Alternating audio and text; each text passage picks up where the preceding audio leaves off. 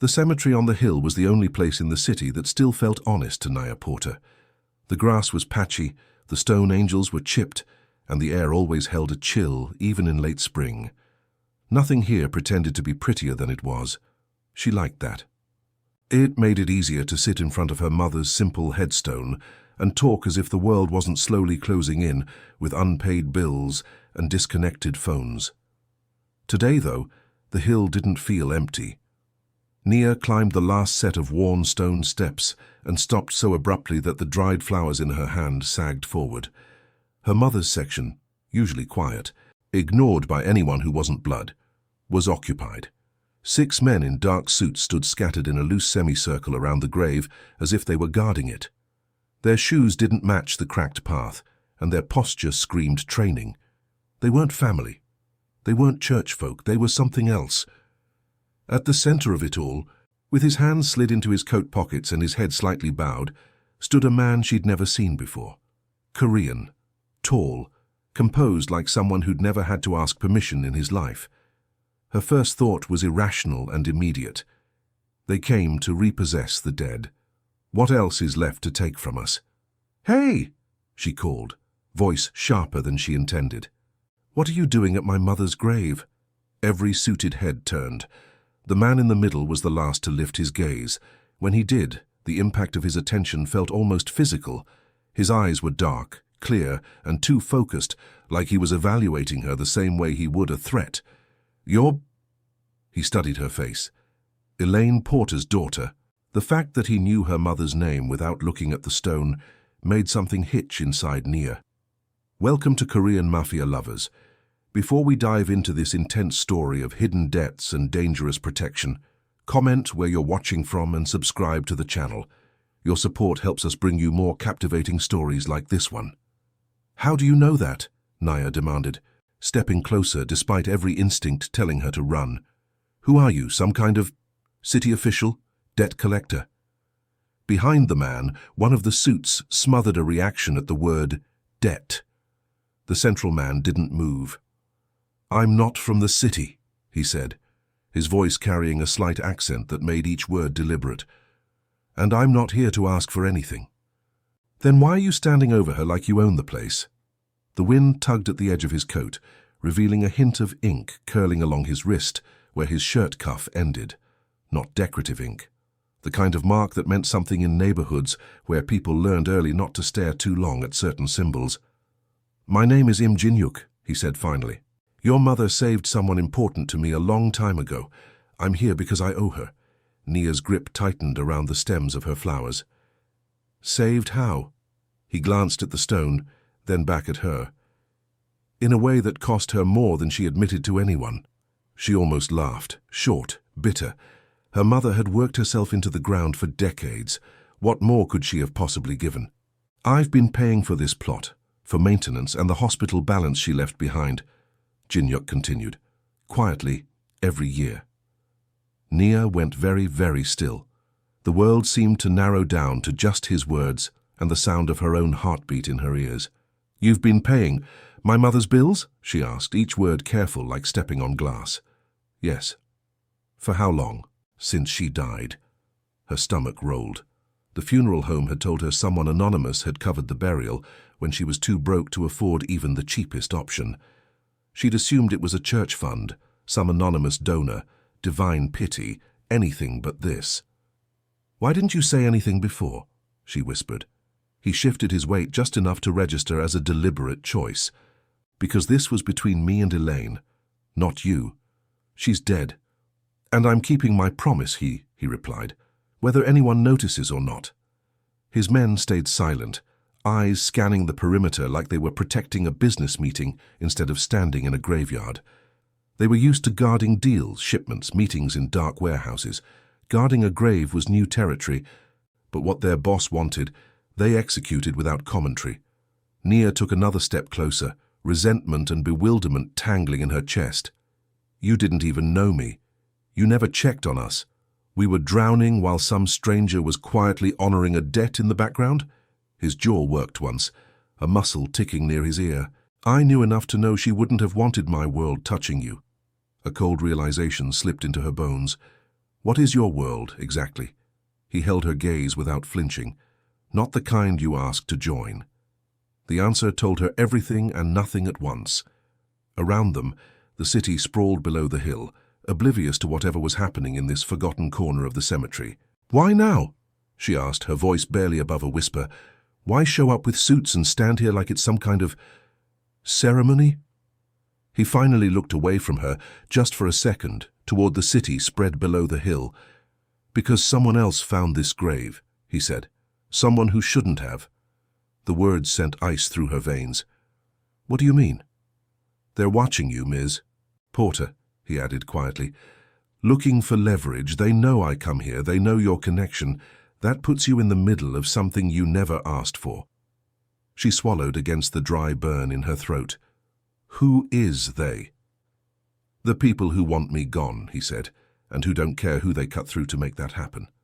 She thought of the bills stuffed into kitchen drawers, of the landlord's last warning, of the way every system she turned to had quietly informed her she was on her own. Now she was learning she'd never been alone. She'd just been watched by the wrong people. "So what?" she said hoarsely. "I'm supposed to be grateful I've moved from poor and invisible to poor and target?" His expression changed. Not anger, not offense. Something like regret flickering at the edge of a man taught not to show weakness. "No," he said. "You're supposed to be safe, and I failed to keep this far enough from you." He stepped closer, not so near that it felt threatening, but enough that she could see the faint lines at the corners of his eyes, fatigue carved into a face used to hiding it. "I can fix that," he continued, "if you let me." Nia let out a breath she hadn't realized she'd been holding. "You think you can just swoop in now and reposition my whole life because you feel guilty about some old debt?" "I think," he said slowly, "that the woman who saved my little sister from getting caught in a crossfire didn't do it so I could stand here and watch her daughter get caught instead." The words hit harder than she wanted them to. Her mother had always been vague about the day she got that scar on her shoulder, said it was from being in the wrong place at the right time. Nia had never pushed for details because her mother's face would close off whenever she asked. "You're saying my mother stepped in front of a gun for your family," Nia said, "and you didn't think that was worth explaining sooner?" "I thought," he answered, "that the greatest respect I could give her was to keep you far from everything that led to that moment. I was wrong. Keeping you in the dark didn't stop them. It only left you defenseless." Around them, his men shifted almost imperceptibly as a car rolled past the cemetery gate, slowed, then continued. The movement was so subtle most people would have missed it, but Nia caught the way they all tensed, hands moving closer to their jackets. "We can't continue this conversation up here," Jin-Yuk said. "You're on display. Come with me." Something in Nia resisted the instinct to obey men who gave orders like that. She'd spent her whole life being told what to do by people who had power over her, landlords, bill collectors, social workers, bosses who paid minimum wage and acted like they were doing her a favor. "And if I don't?" she asked. "Then they'll keep circling," he said, "and they won't care that you're unarmed." He wasn't threatening her. He was describing reality. Her reality had never been safe. Not really. But this was a different level of danger, the kind that came with names and faces and specific intent.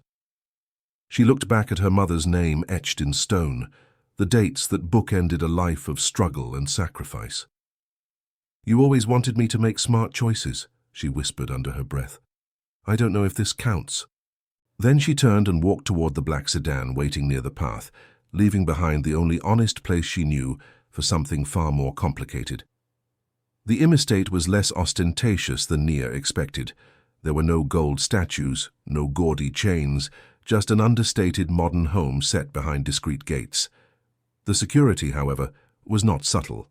Cameras layered in blind spots, motion sensors, silent guards posted where most people would never see them. Inside, the air smelled faintly of citrus and something warm, like tea.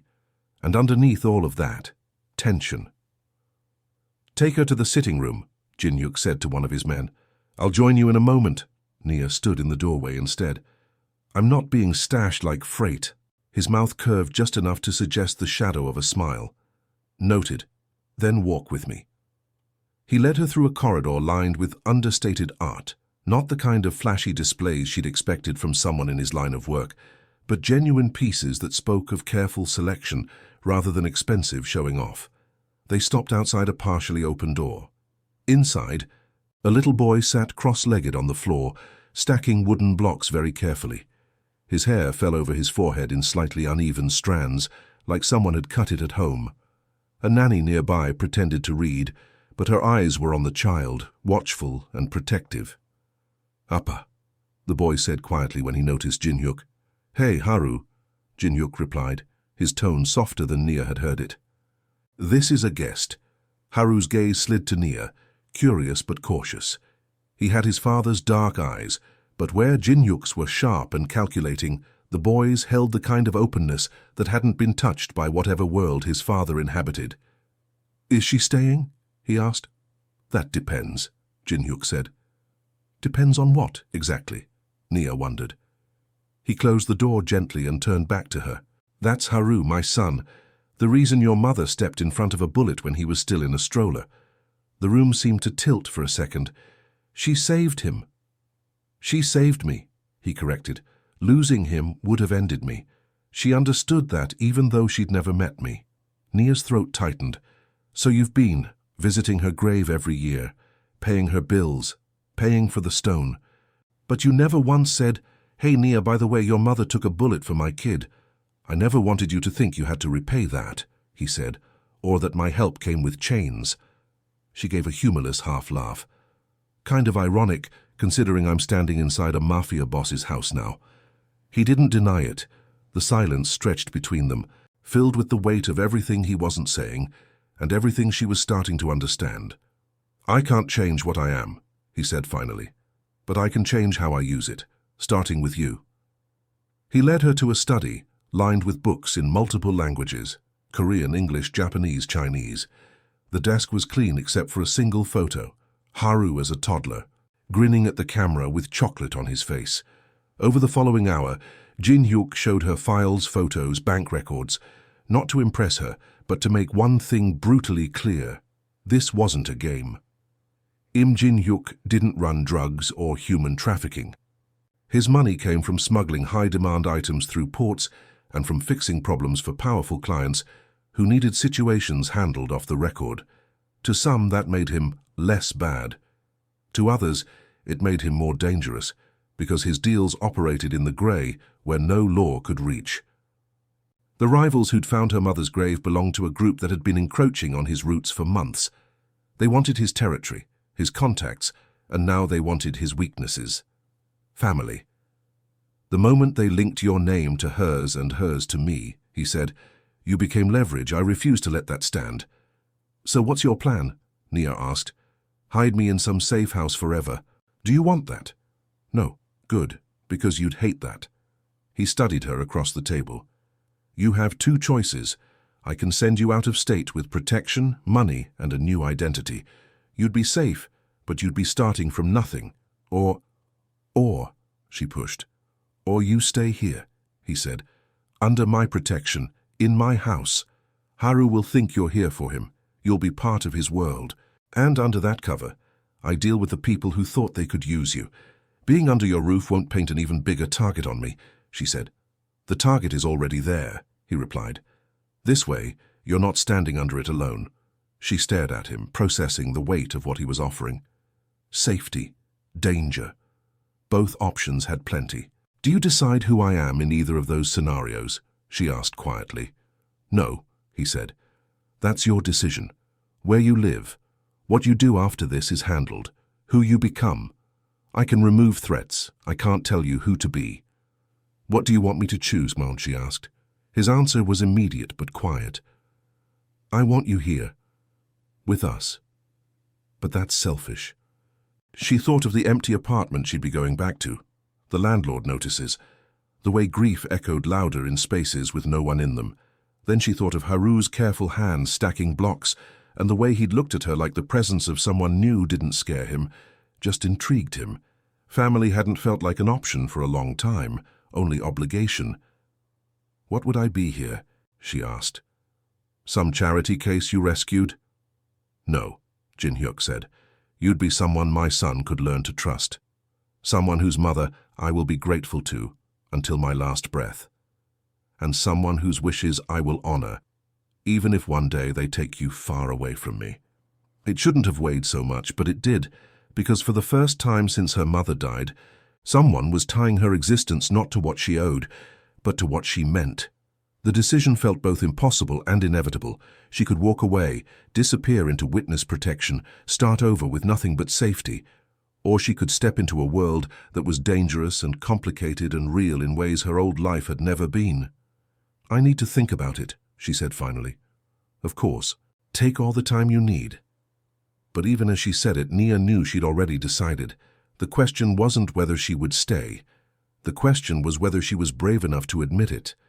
Nia chose to stay, not because she trusted the Mafia, but because she trusted Haru's laugh when she made a joke about his block towers looking like architectural masterpieces that would make Frank Lloyd Wright jealous. Because she saw the way the boy's shoulders relaxed when she sat on the floor with him and let him explain his constructions in quiet, careful sentences. The first week was an adjustment period that felt like learning to breathe underwater. Everything in the house operated on rhythms she didn't understand, phones that rang at odd hours with conversations in Korean, men who appeared and disappeared without explanation, the way Jin-hyuk could shift from gentle father to commanding presence in the space between heartbeats. But there were also unexpected moments of normalcy. Haru insisting she help him with homework at the kitchen table, the way Jin-hyuk would pause in the doorway when he came home, like he was still surprised to find her there. The gradual realization that the house had been missing something before she arrived. Not just another person, but the particular kind of warmth that came from someone who had no agenda beyond being present.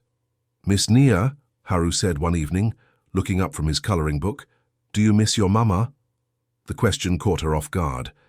They were sitting in the living room while Jin-hyuk finished a phone call in his study.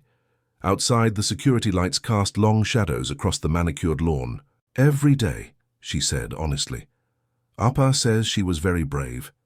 "She was," Nia agreed, glancing toward the study where she could hear the low murmur of Jin-hyuk's voice. "She always did what was right, even when it was hard." "Like staying here with us?" Haru asked with the innocent directness only children possessed. Nia felt her chest tighten. "Yeah, like that." Weeks turned into a delicate routine. Nia helped Haru with homework, joined him for meals at the long dining table that had once hosted nothing but tense business discussions, and sometimes lingered a little longer in the kitchen if she heard Jin-hyuk come home late. He didn't treat her like a servant, didn't treat her like a guest. He treated her like someone whose presence had become a fact of his day, necessary, valued, but never taken for granted. "You're good with him," Jin-hyuk said one night, finding her in the kitchen after she'd finished helping Haru with a science project about the solar system. "He's a good kid," she replied, rinsing the glue from her hands. "Smart, curious. He asks the kind of questions that make you think." "He's never had that before," Jin-hyuk said quietly. "Someone who answers his questions without treating them like interruptions." The admission hung between them, heavy with implications about the kind of childhood Haru had been having before she arrived. "What about his mother?" Nia asked, then immediately regretted it. "Sorry, that's not my business." "She died when he was 2, Jin-hyuk said simply. "Cancer. Since then, it's been nannies and housekeepers and me trying to figure out how to be enough."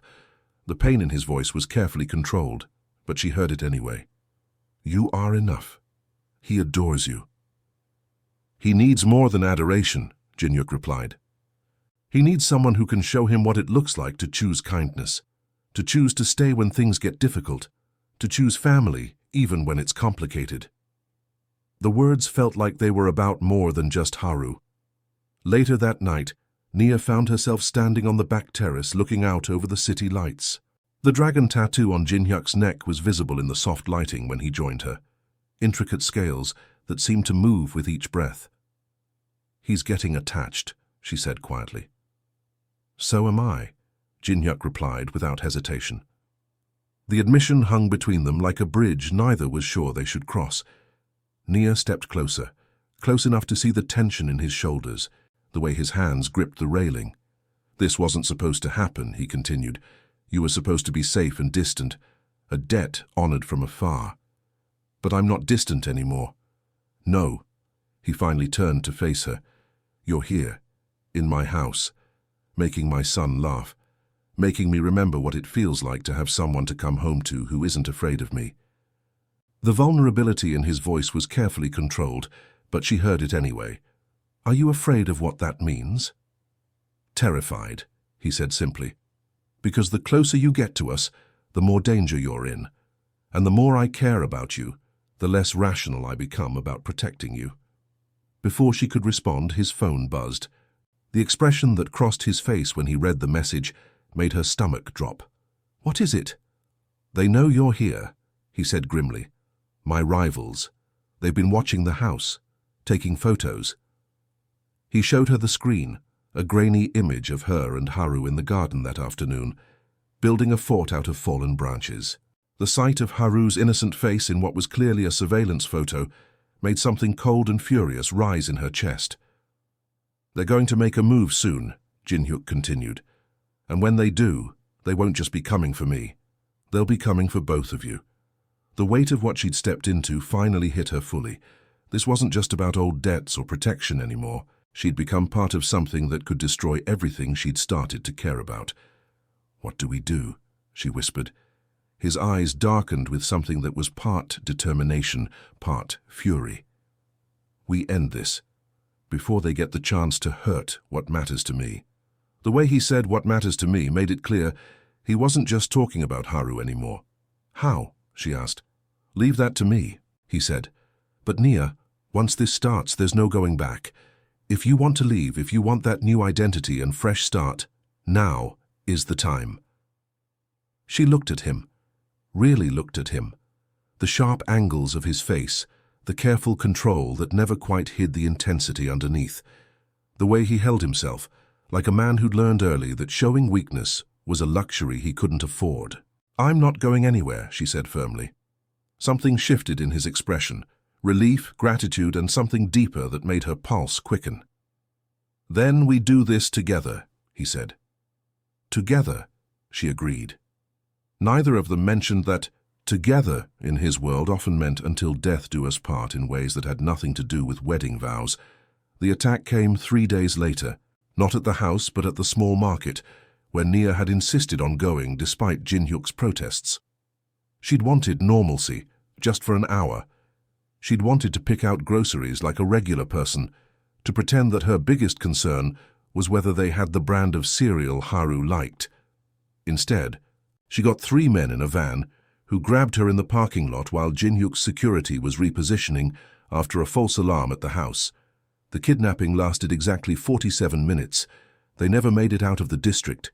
Jin-hyuk's response was swift, surgical, and absolute. By the time Nia was returned to the house, shaken but unharmed, the rival organization had received a message they wouldn't forget. Their leadership had been systematically dismantled in a single night, but the cost became clear when she found Jin-hyuk in his study afterward, blood on his shirt, exhaustion carved into every line of his face. He was burning documents in a metal waste bin, feeding papers to the flames with mechanical precision. You could have been killed, she said from the doorway. They could have killed you, he replied without looking up. That was unacceptable. So you declared war on an entire organization. I ended a problem, he corrected, permanently. The clinical way he said it should have frightened her. Instead, she found herself stepping into the room, closing the door behind her. The smell of smoke and something metallic hung in the air. How many people died tonight because of me? She asked quietly. How many people died tonight because they thought they could use you to hurt my family? He countered. The answer is exactly as many as necessary. She watched him feed another document to the flames.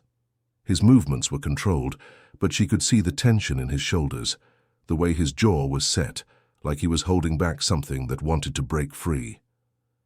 Is this what my life will be now? She asked. People dying because I exist in your world? Finally, he looked at her, really looked at her. Do you want to leave? The question was simple. The answer wasn't. I want to know if you did this because you had to, she said, or because you wanted to. his hand stilled on the papers. Both. The honesty was brutal and complete. I had to protect you and Haru, he continued, but I wanted to make them pay for putting their hands on you, for making you afraid, for threatening the first real happiness I've had in years. She moved closer, until she was standing beside his chair. Jin-hyuk. I know what I am, Nia, he said roughly. I know what I do. I know the blood on my hands will never wash clean. But when I saw you in that parking lot, when I thought I might lose you before I ever had the chance to... He stopped himself.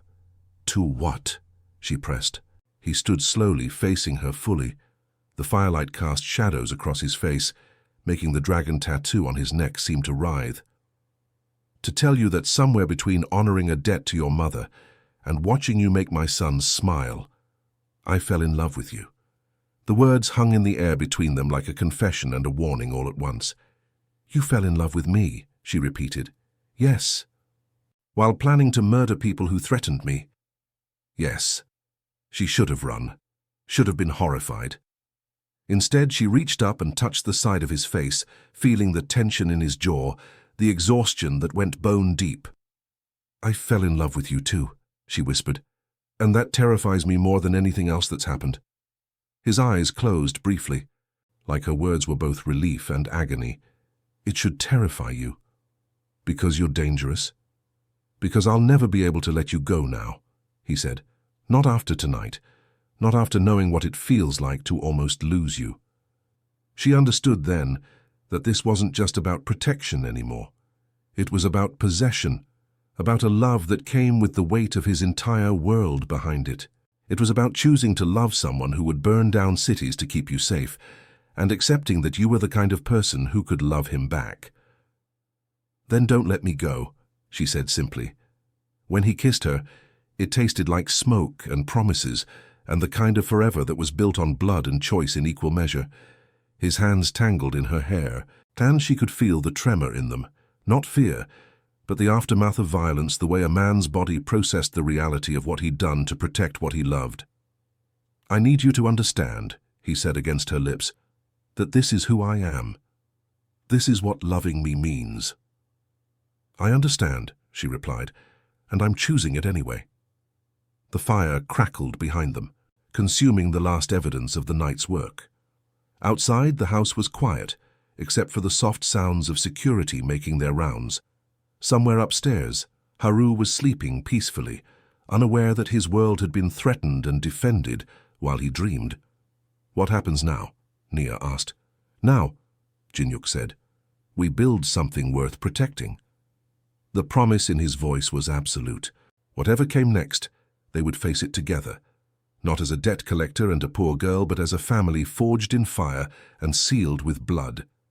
The aftermath of that night changed everything and nothing. The house felt different, safer, but also more real. The pretense that Nia was just a temporary guest evaporated, replaced by the understanding that she was home. Haru noticed first, the way children always do. Miss Nia, he said one morning over breakfast, are you going to stay forever now? Jin-hyuk paused with his coffee cup halfway to his lips, waiting for her answer. Would you like that? She asked the boy. Yes, Haru said without hesitation. Appa smiles more when you're here, and you make the best pancakes. Nia caught Jin-hyuk's eye across the table. The expression on his face was soft, unguarded in a way she'd never seen before. Then I'll stay, she said. Over the following weeks, they settled into a rhythm that felt like the life she'd never known she wanted. Nia enrolled in online classes to finish her degree, something she'd abandoned when her mother got sick. Jin-hyuk insisted on paying for it, not as charity, but as investment in their future. You're brilliant, he said one evening, finding her at the kitchen table surrounded by textbooks. You should have opportunities to use that. I'm studying business administration, she said with a wry smile. Think I'll ever get to use it in your line of work? I think, he replied, settling into the chair beside her, that legitimate businesses need good administrators too, and I've been thinking about diversifying. The conversation was casual, but the implications weren't. He was talking about a future where his world could become something cleaner, something Haru could inherit without shame. "You'd do that?" she asked. "Change everything you've built?"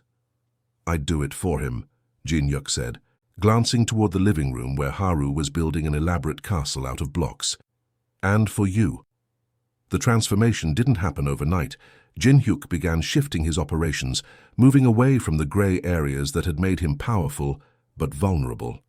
It was dangerous work, changing the nature of a criminal enterprise while maintaining the respect and fear that kept enemies at bay.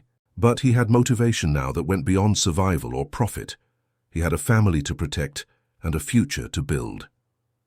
3 months after the kidnapping, Naya found herself standing in the same cemetery where everything had started, but this time she wasn't alone. Haru held her hand on one side, chattering quietly about the flowers they'd brought. Jin-hyuk stood on her other side, no longer the stranger in a suit who'd guarded her mother's grave, but the man who'd become her anchor, in a world she'd never imagined joining. "Grandma Elaine," Haru said softly, reading the name he'd practiced. He'd started calling her that after Nia had told him stories about her mother's cooking, her laugh, the way she'd hummed while folding laundry. Nia felt her eyes sting. The headstone was the same, but everything else had changed. Fresh flowers every week, a small bench nearby where they could sit and talk, and most importantly, no more secrets. "Your mother saved my family," Jin-hyuk said quietly. "Now you're part of it, if you want to be." She looked down at their joined hands, hers, Haru's, Jin-hyuk's, linked like a bridge between past and future. "I think she'd like that," Nia whispered. The rival organization was gone, dismantled so thoroughly that their name had become a cautionary tale in the underground. Jin-hyuk's territory was secure, his family safe, his position unquestioned. But more than that, he'd found something he'd never expected to have. A woman who could look at all of him. The violence, the power, the tenderness he saved for those he loved, and choose to stay anyway. "Poor girl found men in suits surrounding her mother's grave," Nia said with a small smile, echoing the words that had started it all. "Turns out the Korean Mafia boss was paying an old debt silently." "And now?" Jin-hyuk asked. "Now he's not paying a debt anymore," she replied. "He's building a family." Haru squeezed both their hands. "Can we come back next week?" "Every week," Nia promised, "for as long as you want." They stood there as the wind moved through the trees, not as strangers bound by obligation, but as 3 people who had chosen to become something new together, a family that should never have existed but did, not because of debt, not because of duty, because of love, the kind that was worth fighting for, the kind that was worth everything. As they walked back to the car, Haru skipping ahead to chase a butterfly, Jin-hyuk caught Nia's hand. "No regrets?" he asked quietly. She thought about the question seriously, about the violence she'd witnessed, the danger she'd faced, the way her old life had been completely erased and rebuilt. "Just one," she said finally. His step faltered slightly. "What?" "I regret that it took men in suits surrounding my mother's grave for me to find you," she said with a grin. Relief and laughter mixed in his face as he pulled her closer. "I love you, Nia Porter." "I love you too, Im Jin-hyuk, debts, danger and all." Ahead of them, Haru had caught the butterfly and was examining it with the careful fascination of a child who'd been taught to appreciate beautiful things. When he released it, watching it flutter away, he looked back at them with a smile that held all the security and happiness they'd built together. A poor girl had found men in suits surrounding her mother's grave. She'd also found her home. Years later, Nia woke up in a bed that smelled like citrus and warmth, in a house that had become home in ways she'd never expected. Through the window, she could see Haru in the garden, now 8 years old, and teaching the neighbor's cat to sit on command with the patient determination he'd inherited from his father. The cat, Mr. Whiskers, was having none of it, but Haru persisted with the kind of gentle stubbornness that made Nia smile every time she watched him. Jin-hyuk's arm tightened around her waist as he stirred awake. "Morning," he murmured against her shoulder, his voice rough with sleep. "Morning," she replied, settling back against him. "Haru's trying to train Mr. Whiskers again." "He gets that stubborn streak from you," Jin-hyuk said with a smile in his voice. "From me? He's your son. But you're the one who taught him that persistence pays off. She turned in his arms to face him. The dragon tattoo on his neck had been joined by a smaller one on his wrist, her mother's initials inked in delicate script, a reminder that some debts became blessings when you stopped fighting them. The business had transformed too. Jin-hyuk's empire now operated entirely above board: import-export, real estate, legitimate security services. It had taken time and careful maneuvering, but he'd managed to transition without losing the respect that kept his family safe. Any regrets? He asked, the question he'd started asking every few months, like he still couldn't quite believe she'd chosen this life. Just one, she said seriously. His expression shifted, concern flickering in his dark eyes. I regret that it took so long for Mr. Whiskers to finally sit, she finished with a grin, pointing toward the window where Haru was celebrating his victory with a delighted laugh. Relief and laughter mixed in Jin-hyuk's face as he pulled her closer. I love you, Naya Porterim. The hyphenated name was new, official, as of 6 months ago, when they'd married in a small ceremony in the garden. Haru had been the ring-bearer, and they'd saved a seat in the front row for Elaine Porter, the woman whose sacrifice had brought them all together. I love you too, Jin-hyuk, forever and always. Outside, Haru's delighted laughter carried on the morning air as Mr. Whiskers finally sat on command. And somewhere on a hill across the city, fresh flowers waited by a simple headstone, placed there by a family that had grown from grief into something beautiful. A poor girl had found men in suits surrounding her mother's grave. She'd also found her destiny. Thank you for staying until the end. Korean Mafia Lovers has many more passionate and thrilling stories waiting for you. Subscribe to the channel to never miss our latest uploads. Your support helps us create even more captivating tales of love and danger.